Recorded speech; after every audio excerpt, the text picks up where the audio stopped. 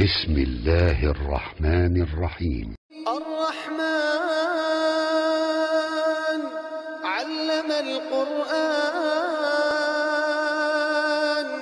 خلق الإنسان علمه البيان الشمس والقمر بحسبان والنجم والشجر يسجدان. أعوذ بالله من الشيطان الرجيم. بسم الله الرحمن الرحيم، والصلاة والسلام على مبعوث رحمة للعالمين سيدنا وحبيبنا وصفوة كلك الله. نعتقد ونؤمن بما جاء في الصحيح على لسان الصادق المصدوق محمد بن عبد الله كاتم النبيين وإمام المرسلين. أشهد أنه بلغ الرسالة وأدى الأمانة ونصح الأمة وجاهد في الله حق جهاده حتى أتاه اليقين. صلى الله تعالى عليه وعلى إخوته أنبياء والمرسلين وعلى أهله الطيبين الطاهرين وأصحابته الكرام الذين اتبعوه في ساعة الأسيرة ومن اكتفى أثرهم إلى يوم يقوم الناس لرب العالمين. يوم لا ينفع مال ولا بنون إلا من أتى الله بقلب سليم. وبعد أيها إخوة الأفاضل المستمعين الكرام، السلام عليكم ورحمة الله تعالى وبركاته. أمي الله سبحانه وتعالى تنقى بركة ككشين نمانينا في أكاك دنفونا كسمانتيكا نودي محمد بن عبد الله. محمد مي نامي سيراكا فو دنفونا كسمانتيدو چيمي نابلالا أيالا سي أيو كوننجا لكا جوني cesiri ayo ke ala ka dinɛ ka fo ka taa fɔ se a sera ma don min kisi nɛma bi alaw tala bolo an b'a deli a ka kɛ a ka danfɛnw na kusamanten kan a n'a ka so dunke sanumaw n'o ye ahlul baiti ye a n'a ka sahaba ɲuman tɛmɛnen bɛɛ lajɛlen sahaba minnu tugura kɔ don na don min ni dinɛ baara tun ka gɛlɛn kosɛbɛ ani a man to fɛn fɛn ye dinɛ in kuma mɛn ka tugu ala kira la ka sɔrɔ ɲɛma da kan fo ka taa se jɔ kɛnɛ kan. Ya Rabbi ya Rabbana ala kanin aw belajili fara aw jama kulunuka وتمنن كوفي مستمعين الكرام إخوة الأفاضل موفون إسلامي كفولين ودي السلام عليكم ورحمة الله وبركاته. بالمسلمي أمي ألو تلاتانوكا بركة دا تنوكو بلجلنا فاتر السماوات والأرض سنكولن دوما كل دمبغا مسا خالق كل شيء فهم بلجلين دمبغا مسا الذي يعلم ما في السماوات وما في الأرض وما بينهما. ألم من بعد فمن بسان كلولا أنا فمن بدوما كلولا أنا فمن بنو نيوتشي ودوم بقى مسا على كلي أما سيسينا تقوي أزلي العبدي ألا من بيك كورو فمن بي فم كورو من بيك كورو أنا فمن من التوي بدا لا وي على كلندي كالكو كل شيء سبحانه وتعالى سنوا بايا كسكر تلندو أم باتنو على كل حال لا على بلجلنكا هرب فرحنا تركا أم بألو تلا بركدا كان ينافع كان جدي لمن يلا فقط تسي أنك دون باما إن شاء الله. الإسلام وني ألو تلا مامي كندا ودي جون كندالي أما ين ألو في على كندين أو كندا إنه من يهدي الله فهو المهتدي ومن يدلل فلا هادي له. wani ala jomin fili kana baga to tigila mogola kana ala de tay ya rabbi ala kanin aw kanda ni alo talay jomin kanu aboke dine tigidi man yuridullah bil khaira yufaqi fi din wa ala krab makan ibnu abbas ma wani alo talay jomin kanu akanyina ma kono la ala bi ke dine tigidi jonyumaya aramaden nyumaya mami kanu ka bo ala yoro ka teme dan fem belajeli ka aramaden chala o ye dine tigidi inna akramakum indallahi atqakum ala ku awla ma so herema o awla ala nyasranya bagadi man yuridullah bil khaira yufaqih fi din ya rabbi ala kanin aw fara dine tiguka inshallah o tebenu ko fem bal maslamew amba tonu ko wala nyumando o munu sigilondo ni wati na ko nyebe anga émission ma no de ikra émission min be taliki ko dine nyofoli la kamina o sigiyɔrɔ in na jamana in kɔnɔ ani jamana in kɔ kan an ka foli b'aw bɛɛ lajɛlen ka ɲini Alahu Taala fɛ Ala ka kisi nɛɛma kɛ ni aw bɛɛ lajɛlen kan ya rabbal alamin. O tɛmɛnen kɔfɛ an b'aw ladɔnniya k'a fɔ an ka bi walanda bɛna boli fɛn min kan o de ye Alakira alayhi salatu wassalam a ka kumakan dɔ bɛ yen kumakan in ladilikanba don kumakan min n'a y'a lakale ka bɔ Allah subhanahu wa ta'ala yɔrɔ n'a fɔ a nana cogo min na hadisa kɔnɔna la fima yarwi an rabbihi azza wa jalla. Alakira alayhi salatu wassalam a ka kumakan ninnu bɛ tali kɛ kumakan tali bɛ tali kɛ tali yɔrɔ 3 ɲɔgɔnna la. Kira ka kumakan fɔlɔ o ye alquranul karim Alakira da ɲɛfɔ ɲɛna ko Alahu Taala ko ten o de ye fima yarwi min Jibril alayhi salatu wassalam n'o ye alquran ye. A ka kumakan wɛrɛ bɛ yen n'o ye hadisu nabawi ye o de ye fima yarwi anhu a yɛrɛ minnu na kale ka bɔ a yɛrɛ kun yɔrɔ a n'a ka kumakan sabanan o de ye fima yarwi an rabbihi a ye fɛn minnu la kale ka bɔ a ma Ala subhanahu wa ta'ala yɛrɛ yɔrɔ n'o bɛ wele ko hadisul qudusi. Zan an ka bi sigi bɛna boli fɛn min kan o de ye Alakira alayhi salatu wassalam a ka kumakan ba dɔ a ka ladilikan ba dɔ ladilikan min n'a y'a di a man t'o ma ka minɛ hadisul qudusi kɔnɔna la kumakan min ni Alahu Taala yɛrɛ y'a di Alakira ma Jibrila ma don cɛ danfɛn foyi ma don ɲɔgɔn cɛ Ala y'a fɔ a ɲɛna direct a n'a ka kira ɲɔgɔn cɛ o de bɛ wele ko hadisul qudusi. Donc alkuranɛ ye fɛn min ne Ala kumakan don Ala y'a di Jibrila de ma Jibrila de tun bɛna a kalan Alakira ye Alakira b'a ta. Hadisu nabawi n'o ye Alakira ka hadisaw ye o ye kumakan kira yɛrɛ ladilikan minnu di a man t'o ma. Donc hadisul qudusi o de ye kumakan min ni Alahu Taala yɛrɛ y'a di Alakira ma da ani tulo. Donc kumakan in bɛna boli o hadisul qudusi dɔ la kelen de kan ya rabbi Ala ka ni aw bɛɛ sababa ma. عن أبي ذر الغفاري رضي الله عنه النبي صلى الله عليه وسلم فيما يروي أن ربه عز وجل أنه قال حديثا من لك أبو أبا ذر الغفاري لك جنبما عليه كما كان كلك فوق على كلام الصلاة والسلام أي كما إن كلك أبو الله تعالى يرو على منك سكرة تلندو كو الله تعالى كنتو على كلام عليه الصلاة والسلام كو يا عبادي إن جون إني حرمت الظلم على نفسي وجعلته بينكم محرما فلا تظلموا كو ألو تلاي كنتو على كرامة كو نجون إني حرمت الظلم على نفسي نير ألو تلا ني من كسكرة تلندو فين بلا جدي سانفي ني ألا من بفين كي فمي مننجا نتيني منك ala de bɛ ɲininkali kɛ Alahu Taala tɛ ɲininka mun na ye nin kɛ o se bɛ Ala min ye danni kɛ Ala min bɛ kow falen falen a yɛrɛ sagoya la Ala min ye danni kɛ n'a bɛ fagali kɛ Ala de ye hadamadenw dan ka ni fiyɛw la wali Ala de ye hadamadenw ni minɛ k'u don bɔgɔ jukɔrɔ ka tila k'u kunu a ka se kɔnɔna la k'u tila k'u jɔ k'u ɲininka nin se bɛ Ala min ye wala yakafu uqbaha Ala min tɛ siran ko kɛli kɔfɛ kɔlɔlɔ ɲɛ k'a fɔ n'i ye nin ko kɛ kɔfɛ i bɛna tila ka siran kɔlɔlɔ min ma kɔfɛ o siran tɛ Ala min na alhayyul qayyum Ala min ye ɲɛnɛmaya banbali don alhayyul lazi la yamut ɲɛnɛma don ɲɛnɛma min tɛ sa fiyewu i mana fɛn fɛn sɔrɔ dugukolo kan ko fɛn ɲɛnɛma don don dɔ su don Ala de ye ɲɛnɛma ye alhayyul la yamut ɲɛnɛma min don a tɛ sa ni se bɛɛ lajɛlen bɛ Ala min ye o Ala ka kuma lamɛn ko inni haramtu zulma ala nafsi ni Alahu Taala yɛrɛ nin se min bɛ ne ye nin se bɛɛ lajɛlen bɛ ni Ala min ye ne ye tɔɲɔli haramɛ n yɛrɛ kun kan wa ja'altuhu baynakum muharrama wa n tilala k'a kɛ haramu ye fɛn ye aw yɛrɛ dama ɲɔgɔn cɛ aw jɔn ɲɔgɔn cɛ se bɛ ni Ala min ye ne tɔɲɔli haramɛ n yɛrɛ kun kan n tɛ jɔn tɔɲɔli o ma sabati ni Ala la o tɛ ne mankutu ye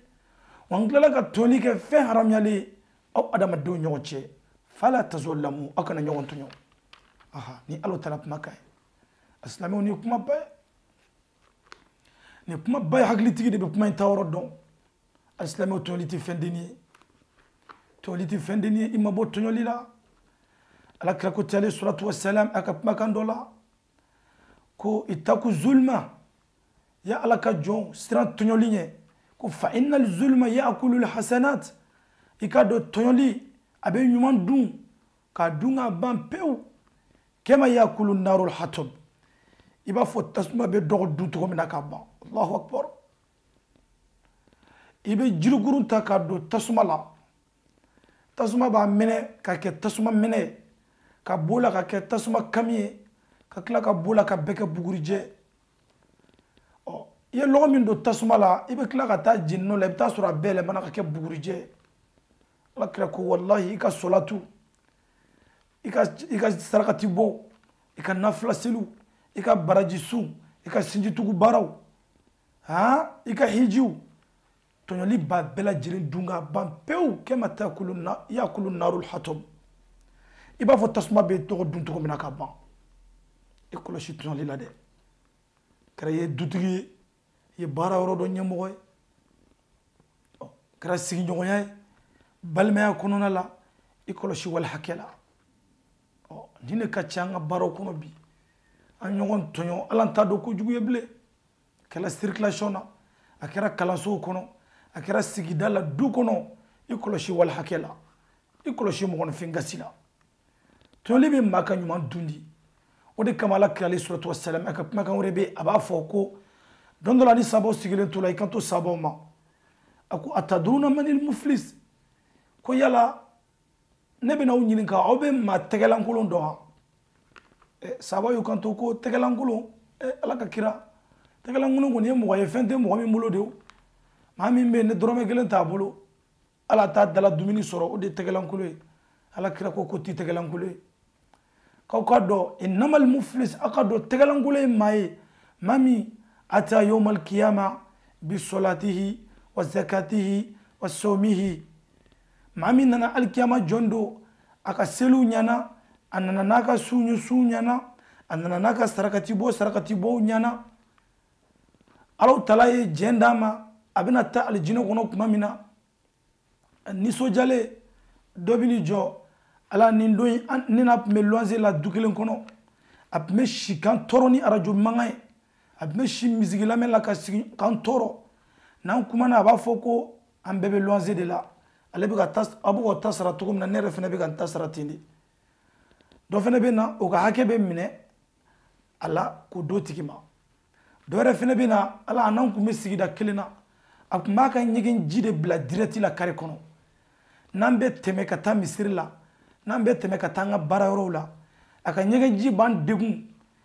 anya kuma fayna ago sigida beje oluga hake be minala ka oluga hake be minala ka do tigila magoma do refene bela ne ka juru tumala ndanga nga juru sara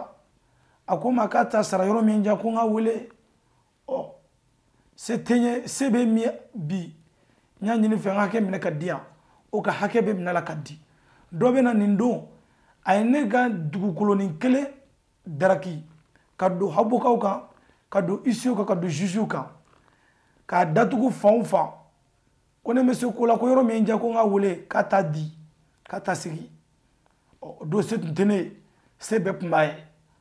o sebe mi ka teme be gambi emi me nyumani juguma faraka bo nyogona bi ala nga hake mine ka dia ko fene ka nyuma be minala ka bla o tigila mo ko ala kra ko wallahi ka be se degré dola alayhi salatu wassalam pmayna mede ko abena se degré dola aka nyuma be ban pew ali bi ka hake tugu jolotu arana ko mele ko bukanto alo talama ala aka nyuma bana de ame nyunu nyuma sara chudi kalo talabu kanto munu hake tigi munu be arana ayuka jurumu taka bla ka jurumu mizan kono allahu akbar ni mo joy man ata yawm al qiyamah hasuna salatihi wa zakatihi wa sawmihi wa hajjihi mami nan al qiyamah jondo aka selu nyana aka sunyana aka haji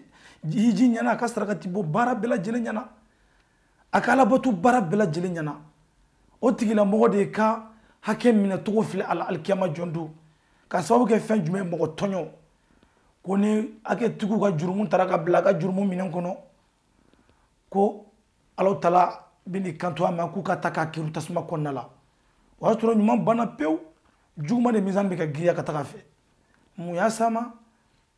mogo tonyo ala kira ko kuni ni ma tegelangulu alkiyama jondo jiye tegelangulu ti tegelangulu jina tige tegelangulu ya o ti tegelangulu ya alkiyama jondo o de tegelangulu ya tegelangulu khairun wa abqa lahara jondo de hereka bunwa ali de be dumbe ni here soro lahara kineka o de be dumbe wani tere soro wal iyazu billah o de fene dumbe fe ala kam bela jilin kisika boma izan angan kula shika bo mogo tunyola mogo tunyoti fendini ala kanin o bela jilin kisika bo aramadin tunyoma kuma kan flanana kalo tale kanto ya ibadi enga jon kullukum dallun illa man haddaytuhu iko do o bela jilin jon filende de o bela jilin may mamunu fililendo illa man haddaytuhu funni alo tala yere mami kanda de akanaw yere dine barala kaw yere ye kanda siraka kaw yere ye aljine soroli baraw law farfuni ne de aw kanda de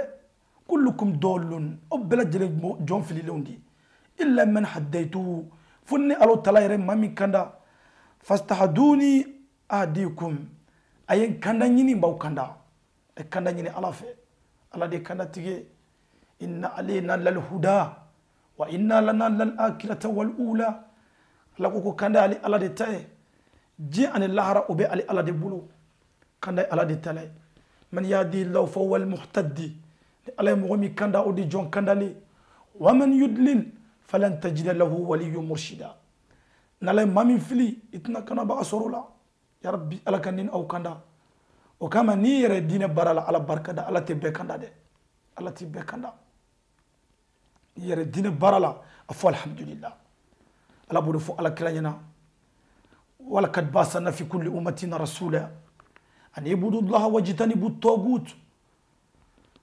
ko ikado muhammad ni allah taala ni cido cigata mantum bela jilema mantum fefen na dugukolo ka damina nabila nuhu kata sefu e ala kirama mantum fefe temena ni cide ndo cigata mantum bela jilema cide nunu gata funyana an ibudullah wajtanibu tagut uka alaw talabatu ku yoroma jiya ka bobule ma fewna cide bela jile taranin objectif kelendi ala ka kilibantiya la ilaha illallah ay ala ka kilibantiya fo aw dala ka labara ala kilibantiya fen jume limaniya de do duskuna itikadu bil qalbi ka danganiya duskuna wa nutku bil lisani ka klaka fo inen kuna no de la ilaha illallah wa amalu bi jawarihi ka klaka bara isin funa ka ala ka kilibantiya sabati duskuna ka fo inen kuna ka klaka la bara cidem bela jelen tranin de la ilaha illallah nga faminhum man hadallah man tununa mogo bula ni ala yere mamunu kanda wa minhum man hakkat alayhi dolala wa man tununa mogo be ni ala yere de olu ke fili bagantiye ka fili ko olu ma wajibi olu te kanda donc ibado kumaina ku beti kanda kanda ala de tay nala mami kanda alhamdulillah o nala ke dinatigi dine bara de kadi isigi nyondo be ibalma do be ala ala jarabine fajriya barawi ni fasigi ya barawi dine tigite aka ko be shitani ya bara aka ko be ala soso bara kana nyugala kani mabwala ala nema dori ke nema minala mu kay folo ko ye labande ibe do kay katuka aladi to mina katuka kasika sama kana nay ala kasiraka kana la gushi kani to dine bara la mamunum be nube ala kota barola isigi osigi idabulu lebula isigi osigi ibugulu la gushi jonti labando ne ko ye labande ala krakute kairul umur awakirihi ko kola nyuma ko soherema o ya labande de ko ya labandi rekote kiraba faka baka wala alayhi salatu wassalam ka foko inna ahadakum la ya'malu bi amalin ahli aljanna hatta yakunu ma bainahu zira'un fayusbiqu alayhi alkitab فيعمل بعمل أهل النار فيدخل النار والعياذ بالله kaw dola gelembe o bena aljina kuno donga barake aka nyina ma bela gelembe ke ala ko baray fani saya to bena ke nongo nyekile latige sebenin be ko anye o koro mu aka saya wati be sunya doron fayamalu bi amalu ahli an-nar abita tasmala donga barake fayadkhulu nar abitassa kunanguya saraka ala badu tasmala wal iyazu billah lakam bilajin kisikaboma wa inna adakum la ya'malu bi amali ahli an-nar wa khawdula kilimbe obe tasmala dunga barake noy jahannama diya barawi hatta yakunu ma bainahu zira'un fatigila mogoni sanyina nyogon chebena ke nongon nyekile ndoro fayusbiqu alayhi alkitab fayamalu bi amali ahli aljanna fayadkhulu aljanna ala kunno ya ambela jele fatigila mogoni sa chebena ton nongon nyekile ndoro o koro fen jume o tigila mogo ka sa wati be surnya doro fayamalu bi amali ahli aljanna tigila mogo bita aljina kuno dunka barake abesa oka fayadkhulu aljanna abidu aljina kuno. بسم الله الرحمن الرحيم الحمد لله رب العالمين الله كان بيصوب ما إن شاء الله أمودي فو وكما رمضي ني بالما سلامي ولا ما يمان في نوي على كوتا بارلا يبي دوري كاي كالادي كان على كوشي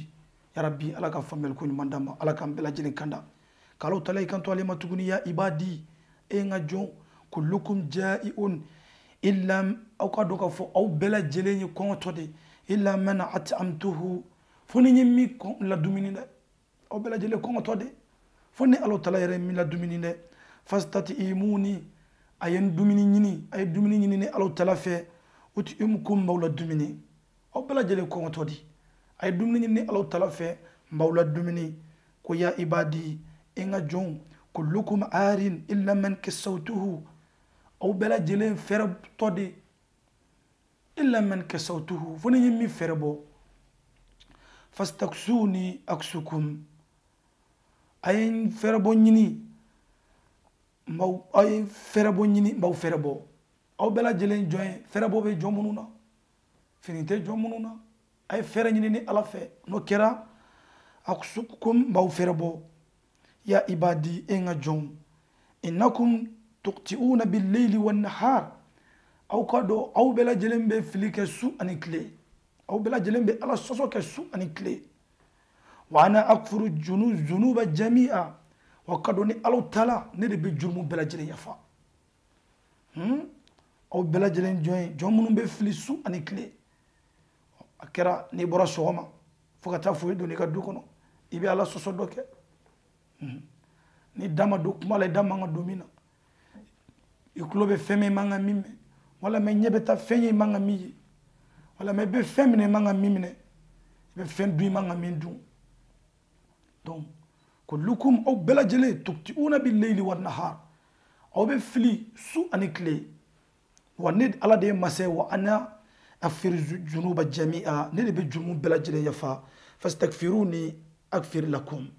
ani alu tala yafadeli ay yafani ni alu tala fe no kera mbi yafawma ay tubi kura kura ya على كلا كتير كل ابن آدم كتوئي كو أدبيلا آدم الدين بلا جلي جون فليلون دي أم بلا جلي بفليكا كوجوكو كي وخير القاتئين التوابون وأرم الدون بلا جلي ناسون هرما فلي بانجو ناسون هرما ويما جمع التوابون أي المستغفرون يا فديني بخو أم بلا جلي بفلي بانجو فلي ناسون هرما مغجمع ما مي بتوبي كرا كرا كاستغفر فوتشيا كالا يفدلي ala koko kali yafadeli kala ni be jurumu bela jele yafa na ali yafadeli kaban jurumu yafa ya rabbi ala kanin o jurumu yafa ya ibadi ko alo talay kantu innakum lan tablugu darra aw te jugu ya foyke aw te ko jugu foyke aw te toro ya foyke fatadurruni ko beni alo talato ay walan tablugu naf'i fatanfa'uni wa aw te nyuma ya foydeke nafala ko beni alo tala nafa o ko refen jume aw te toro ya foyke ko toro be se alo talama aw te nyuma ya foyke ko nafa be se alo talama abab de la jere ki aw yeredi allahu akbar neni kuma nani kaba ko de ala ye maw bali fen fena akana jene yake amumbe se alama aw kana ribandu amumbe se alama aw kana nyogon faga amumbe se alama ay hina nyogona ay nafa jume se alama ay nyogon deme ay nafa jume se alama ay seli abe munke alaye donc abe toro ke a toro dengelen tisi alama abe nyumo nyuma ke anyuma nafa kele atisi alama man amila amalan soliha kone mami bara nyuman doke fali nafsihi o ya kayira kuni ne mami bara nyuman doke ye shinji tugu barake ye saraka tubo ye bara nyuman doke ine na jona ye kuma nyuman fo ye kunyuman ke fali nafsihi o tigila mogo kayira kuni wallahi waman asaa ngani mogo mi bara jugu ke dun ne mami kera shinji tigele ka kɛ jɛnɛya kɛlɛ ye ka kɛ mɔgɔ sɔsɔla ye ka kɛ sobiyetala ye haramu dunna ye o tigilamɔgɔ y'o k'a yɛrɛ de la ne maa min ye baara jugu dɔ kɛ waman asaa ne maa min juguyara ka kɛ baara jugu kɛra fa alayha o b'o tigilamɔgɔ de kan dɛ wama rabbuka bizallamin lil abid Allahu taala a tɛ jɔn tɔɲɔ Mohamed e ma ala a ma kɛ jɔn tɔɲɔ la ye donc diɲɛ ni fɛn fila de kɛn yɛrɛ ye ani kɛn yɛrɛ la ka baara ɲuman kɛ yaa k'i yɛrɛ ye a bɛ ka sɛbɛn ka gafe kɔnɔ ka mara ɲɛ ye baara jugu kɛ yaa k'i yɛrɛ la a bɛ ka sɛbɛn ka gafe kɔnɔ ka mara ɲɛ alikiyama jɔn don ala bɛ taa i sara i ka fɛn na i ye fɛn min baara ala ka ni aw fara ɲumankɛlaw kan donc k'an bɛ tɔɔrɔ tɔɔrɔ kɛ o kɔrɔ ala b'an bali fɛn o fɛn na o b'an yɛrɛ de ka hɛrɛ don ala bɛ k'an kana fɛn o fɛn kɛ an yɛrɛ de ka hɛrɛ don i kana jɛnɛya kɛ o kama sahaba dɔ tun bɛ yen a taara alakira ɲininka ale suratu wasalam ko alakira i ka kuma in bɛɛ lajɛlen ka di ne ye y'a na di an donni ka diinɛ la mais kuma kelen b'i ka ko in na ne ma se k'o faamuya quoi tiɲɛ yɛrɛ yɛrɛ la ne dara ala la ka da ye alakira la silamɛya baara bɛɛ lajɛlen ka di mais jɛnɛya kɔni ka di ne ye ne se k'o dabila Allahu akbar alakira ko a ma cogo di alakira ka kuma lamɛn dɛ alakira ko a ma yala ne b'i ɲininka ko balimamuso t'i bolo ko b'a bolo k'i bamuso bɛ yen ko bɛ yen ko ne mɔgɔ dɔ ye jɛnɛya ta ka ɲɛsin bamuso ma ko bɛ diya ye ko astagfirullah ne mɔgɔ kɛ ne b'o tigila mɔgɔ kɛlɛ ko ne mɔgɔ min ye jɛnɛya ta ka ɲɛsin i balimamuso dɔ ma k'a bɛ bɛn i ma wa ayi ko ne mɔgɔ kɛ b'o tigila mɔgɔ kɛlɛ ko yala i bɛ k'o kɛlɛ minnu kɛ o bɛ ka taa kɛ dɔ de fana balimamuso ye o bɛ ka taa kɛ dɔ de fana bamuso ye o bɛ ka taa kɛ dɔ de fana ka muso ye donc o bɛ digi e la cogo min na n'o tɛ bɛn e ma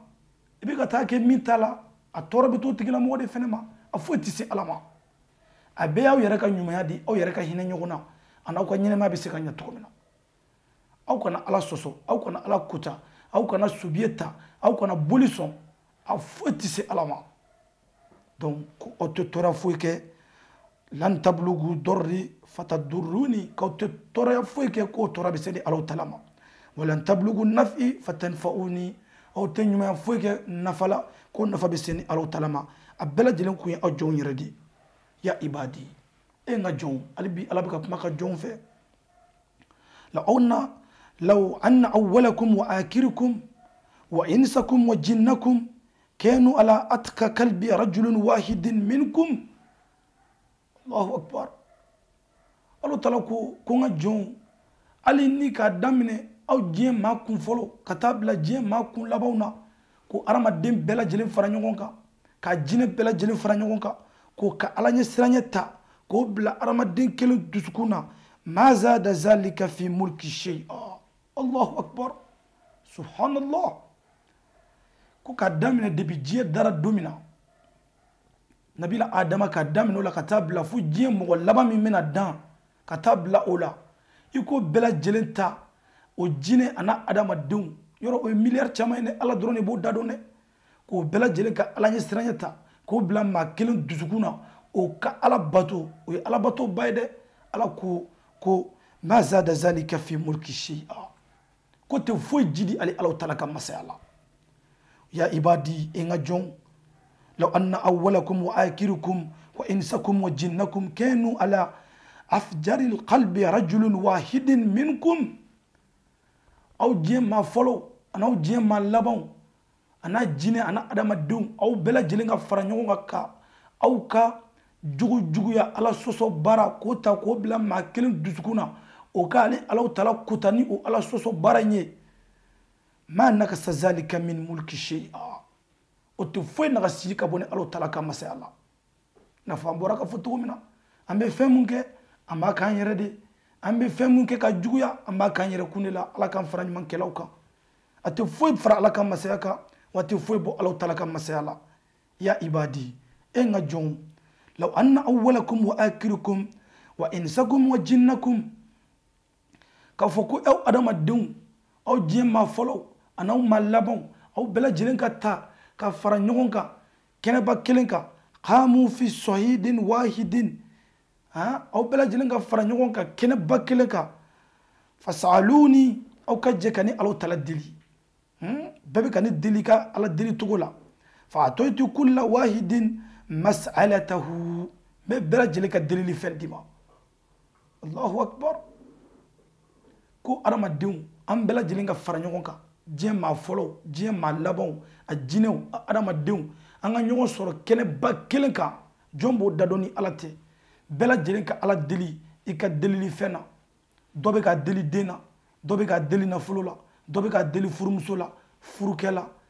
dawula la sijan na garisigɛ la dɔnni na bɛɛ bɛ ka deli fɛn dɔ la maa si ni maa si ka delili fɛn tɛ kelen ye ni adamaden cayaba ye diɲɛ maa fɔlɔ ka taa bila diɲɛ maa labanw na a jinɛ dakɛya ni adamaden dakɛya an bɛɛ ka ɲɔgɔn sɔrɔ kɛnɛ kelen kan bɛɛ bɛ ka Ala wele i ka Ala deli fɛn na si ni si ta tɛ kelen ye Alahu Taala bɛ mun fɔ ko fa atoytu kulla wahidin mas'alatahu Allahu akbar k'a b'a bɛɛ lajɛlen kelen kelen n'a ka delili fɛn d'a ma i y'a deli fɛn min na a bɛ bɛɛ ta d'a ma ma nakasa zalika mimma indi ko ti foyi nagasi ka bɔ fɛn na fɛn min bɛ Alahu Taala bolo a y'ale Alahu Taala deli fɛn min na a b'a d'aw ma a tɛ foyi nagasi ka bɔ fɛn na min bɛ Alahu Taala bolo illa kama yankusul mikyatu iza udkila al-bahra fo n'a kɛra ni miseli ta k'a su baji la ka bɔ Allahu akbar Ala de ka bon a ye Ala deli silamɛw ni miseli ta k'a su baji la o bɛ bɔ ni ji min yɔrɔ baji t'a dɔn ko fɛn yɛrɛ donna la dɛ baji t'a dɔn ko fɛn yɛrɛ donna la kuma tɛ ko fɛn bɔra la ko ni adamaden ni jinɛw bɛɛ farala ɲɔgɔn kan depuis diɲɛ maa fɔlɔ ka bila diɲɛ maa labanw na k'ale Alahu Taala deli bɛɛ bɛ k'a deli ka delili fɛn na si ni si ta tɛ kelen ye k'a bɛ bɛɛ ta d'a ma a tɛ foyi nagasi ka bɔ fɛn na fɛn min bɛ Alahu Taala bolo fo n'a kɛra ni miseli don ji la dɔrɔn ka bɔ a silamɛw ka Ala deli Ala de bɛ se a ye Ala deli sitanɛ ka n'i mara sa kana taa don maa si kan k'i bɛ t'i haju fo ye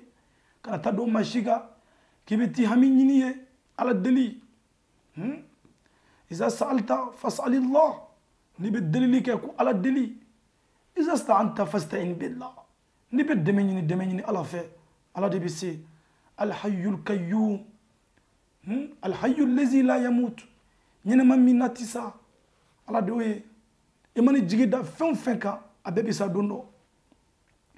fɛn o fɛn bɛ yen k'a jɔlen don a bɛɛ bɛ da don dɔ hali jiri min bɛ dugukolo kan k'a jiri ka kɔrɔ san kɛmɛ yiri kan don dɔ a bɛ sa don dɔ baji in bɛ ja don dɔ kolo in bɛ yɛrɛkɛ sankolo in bɛ wuli bali dugukolo in bɛna meleke n'i ma fɛn bɛɛ lajɛlen bɛna sa min bɛ nimina ale yɛrɛ nimina minɛ jumɛn bɛ to yen azaliyul abadi min bɛ yen ka kɔrɔ ani min bɛna to yen bada o ye Ala de ye Ala deli Ala tɛ dɛsɛ foyi la Ala deli i ka ko yira Ala la ko ta ka di Ala ma ka n'i yɛrɛ mara sa sitanɛ ka n'i nɛgɛ ka don maa si kan foyi tɛ se ka foyi kɛ fo n'a kɛra ni Ala kelen fɛn o fɛn kɛra wa ma tasha'una illa an yasha Allah sɔn tɛ foyi tɛ dugukolo kan adamadenw tɛ sɔn foyi kɛlɛ ma fo ka taa sɔrɔ ko Ala de sɔnna o ma n'i ye ko kɛlɛ a bɛ Ala ka diɲɛ de kɔnɔ i dama kasi Ala la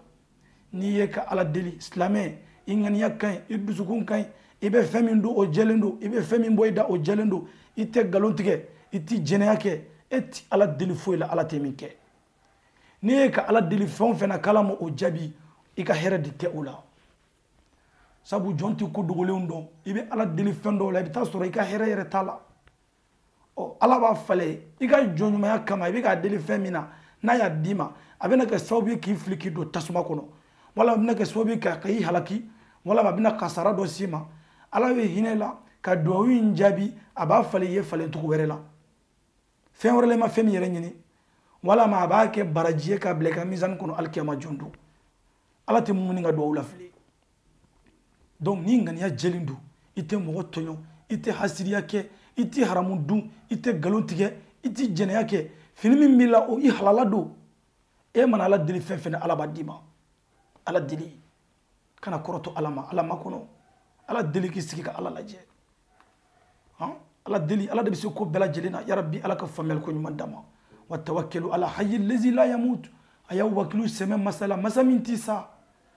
al hayyul qayyum nyinama do nyinama minti ban atisnoko fen be aba be kalama dibila bangela kena kan dogola yelena dibikuru fina aba bela jelen kalama ijigike ala ma foyi da nyina mi ko ala ma nyine foyi ko ijigike ala ya rabbi ala kan nene oke mo jonyi jomunu bu jigida ala talaka ko konya bela jelena ni ala talaka makay ko fasaluni a'taytu kull wahidin mas'alatahu ma naqasa zalika mimma indi illa kama yankusu mikiyatu iza udkila al-bahra ya rabbi ala ko famel ko nyuma dama ko ala talaka kan tuguni ya ibadi e nga jon innama hiya a'malukum ni min folen flaw nyana ni ka fo ko na nyogon tonyo aw ka do ka fo aw be jon filini ni ala tala de baw kanda kongo bawla ayni ala delini de baw dumini aw ye ferato de ni ala tala de baw la fini ka fini di awma aw ka do ka fo aw bela jele be filini ala tala de be aw ka filu yafa aw ka do ka fo na toro ke abe sigi aw yara de ma na nyuma ke abe kamara aw yara kunenye aw ka do ka fo aw arama do mana fen ke dugu koloka na u cera o kera hera kundaye o kera toro kundaye kane alo tala deli ola me alo tala ba di aw ma te foy na shi fena fembe ni alo tala bolo mfle ga nim baro min bo aw nyina ni inma hi a'malukum ni aw kabara di usiha me ka kabara bela jeli fese kamar aw nye lilla dili gain abi hagli tigi de ladi abi mumini le ladi aw mana baro baraka dugukolo kan me ka fese inna allaha kana alaykum rakiba alaw tala kera masamin be jon jatemine mana fen ke aba kalama abeka melekaw bla obeka sebe karsa tokola ayeni baranke nyumana uya sebe ayeni baranke jugumana uya sebe abeka melekaw bla ka bela jele sebe kamara inye wa kullu shay'in ahsaynahu kitaba fen na ya bara dugukolo ka anya fese ka ke kafe kitabuye kamara awnye ni min flani inma hi amalukum usiha lakum ni yaw ka bara de bara min na ya ke dugukolo ka mbeka bela jele jate min ka fese ka amara awnye summa uwaffikum iyaha o ko fe minata aw bela jele wasa ka dafa ka usarani aw ka barawi aw ka baraw nya fese ka marawnye الكيامة جندو من تبصر نيك باراي فمن وجد خيرا فليحمد الله نمو مين نيما يسرو akabara kono kata soro here de bika bara kono shinjutuku baraw de be solatu baraw de be baraji sun nafla selu sarakati bo ala barka da baraw ne mo mi taro soro ki kuna jara ki fara jon kuna diuka iga nyuma ya mizani ode griara alkiyama jondo nyuma une chama bika kitabu kono kateme juguma ka falyahmadillah otigila mo ka ala tala tanuka ala barka da ala di anno yaay waman wajada ghayra zalik ngani mo mi fewere fena sura ka kitabu kono dundu alkiyama jondo minte nyuma yaay minte shinyutuye minte aljina soroli barawye e ka kitabu falendo ala soso baraw de la fala yalumanna illa nafsa otigila mo kana mashi jara ke funa kira yere kuyede ala bela somi alkiyama jondo ni hero sura ka kitabu kono inni sudiyara e ala barkada ala fuika wala nyumando ala war fuika wala nyumando e taratoro shinyutugu baraw de biga gafe kono nyuma ya baraw de ba kono alo tala kitabu dima kinimbulo yan fanfe e alo tala nisudiya e nisudiyara ya ala barkada de ala dia noye o ni min tara fenore sura kitabu kono min toyi o ki gana majala kida ala kira ci awma qur'anen nana awma kira ka puma kawun nana awma don mo yi be blasra surtout an rebe klemina bi mani me ala kula o dalute ma shisse ka ta fo ala yana kuni mani me ami diɲɛ laban waati min na ni dalu bangera fan bɛɛ fɛ alkuranaw bi kana tele la wajulu bɛ kɛ tele la arajow la misiriw la seli waatiw ɲɔgɔn cɛ wajulu bɛ fan bɛɛ lajɛlen fɛ kare kɔnɔ anyuman fara jugumanw kan e yɛrɛ ka kɛ hakilitigi dɔrɔn ka tɔmɔli kɛ ala i b'i yɛrɛ bilasira i bɛ ala sɔrɔ nka ni maa min dɛsɛr'o la ka to shetana ka sira kan wali iyazu billah fo ka taa i ka ko laban se o ma fo ka taa i ka ko laban o kan ala tala ko fala yalumanna illa nafsa k'i kana maa si jalaki funa kɛra yɛrɛ kun ye cidenw nana laseliw kɛra dɔnnibagaw ye laseliw kɛ sabaw y'a lase ciden kɔfɛ tabiinaw y'a ta sabaw kɔfɛ dɔnnibagaw y'a ta tabiinaw kɔfɛ ka na se fo an tile ma donc dalilu tɛ mɔgɔ bolo yarabi ala ka faamuyali ko ɲuman d'an ma ala ka nin aw kanda an b'a ɲini alaw tala fɛ kanda ye ala de tɛ ala ka nin aw kanda kanda ye ala de tɛ ala ka nin aw kanda ala ka nin aw fara jɔn kan jɔn minnu bɛ alaw tala ka kumaw mɛn ka tɔmɔli k'a la ka baara kɛ ni a ye ka tila ka nafa sɔrɔ a la yarabi ala ka nin aw fara o jɔn sinamaw kan ala ka kisi nɛɛma cɛ ala kira kan alayhi salatu wassalam an b'a ɲini alaw tala fɛ minnu n'an y'a fɔ minnu ni sababa bɛnna ala k'o minɛ fili bɛ yɔrɔ min na o bɔra sitana yɔrɔ ani dɔnni dɔgɔya an bɛ yafa ɲini ala fɛ o la ka ɲini alaw tala fɛ ala k'an bɛɛ lajɛlen laban ɲa k'an bɛɛ lajɛlen fara ala kira ka jama kan kira min ka kusan dan fɛn bɛɛ lajɛlen wa sallallahu ala sayyidina wa habibina wa nabiyuna muhammad wa ala alihi wa sahbihi wa sallama tasliman kasira walhamdulillahi rabbil alamin wassalamu alaikum warahmatullahi wabarakatuh wa shukran lakum fi amanillah. بسم الله الرحمن الرحيم الرحمن علم القرآن خلق الإنسان علمه البيان الشمس والقمر بحسبان والنجم والشجر يسجدان